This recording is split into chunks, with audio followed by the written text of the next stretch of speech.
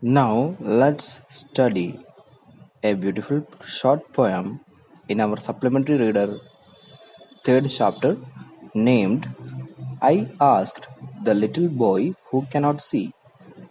So, as per the heading, we can see two main characters in this poem, the speaker or the author and the blind boy. The speaker in the poem asked a blind boy how he imagined colors to be. The child explained them in terms of what he could hear and feel.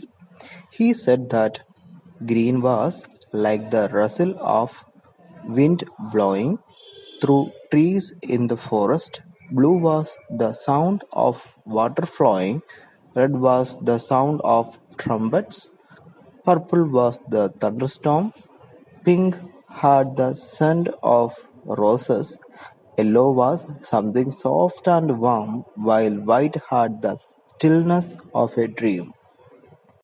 Let's begin. I asked the little boy who cannot see, "What is color like?" "Why green," said he, "is like the rustle when the wind blows through."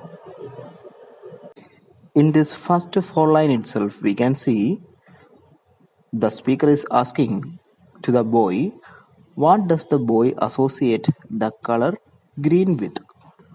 So he said the green is with the rustle wind blowing through trees in the forest. Let's see once again. In the beginning, I asked the little boy who cannot see, "What is color like?" "Why green," said he, "is like the rustle when the wind blows through the forest, running water that is blue." So here in this fifth line we can see to the boy, blue was the sound of water flowing, isn't it? Next line, and red is like a trumpet sound, and pink is like the smell of roses, and I think that purple must be like a thunderstorm. From the remaining lines, we can see red was the sound of trumpets, purple was thunderstorm, pink had the scent of roses, and yellow was something soft and warm. Let's look on last four line. That purple must be like a thunderstorm, and yellow is like something soft and warm, and white is a pleasant stillness when you lie and dream. So we could already seen pink had the scent of roses and yellow was something soft and warm. So let's know how does he identify white. To him, white had the stillness of dream. In this poem, the writer used different poetical devices. Based on the sound pattern, we can see alliteration and rhyming scheme is there. Let's firstly think on what are the rhyming words in the poem. See, he is a rhyming words, isn't it? See, he.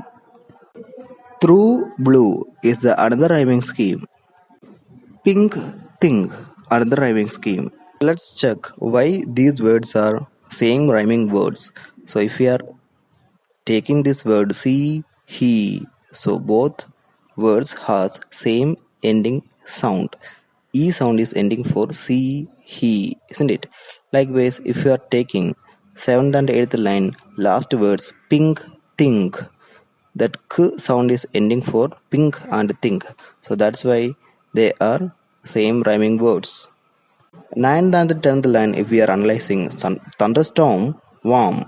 So both words having same sound ending. So rhyming words usually we are finding with the same sound ending in the last word in the poem. Now let's study what is alliteration. Alliteration is the same repetition of words sound in the middle of the poem. So usually alliteration we can find in the same line itself. In this same line, if any same sound is repeatedly coming, in the fourth line, we can see when the wind. So for when and wind, W sound is there, isn't it? That's why it has alliteration.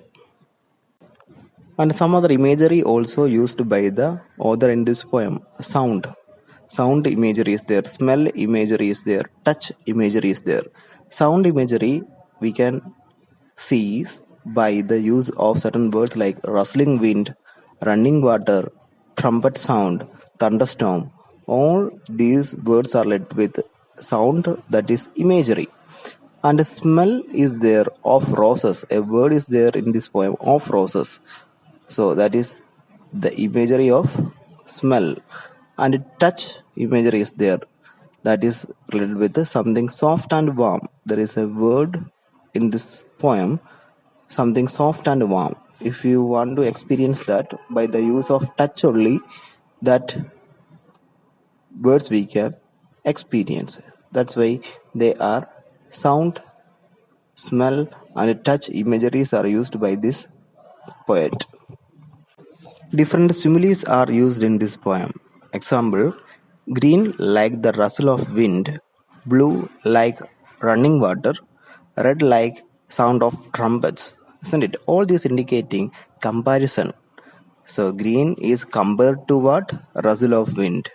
So here green is compared to wind with the use of like, isn't it?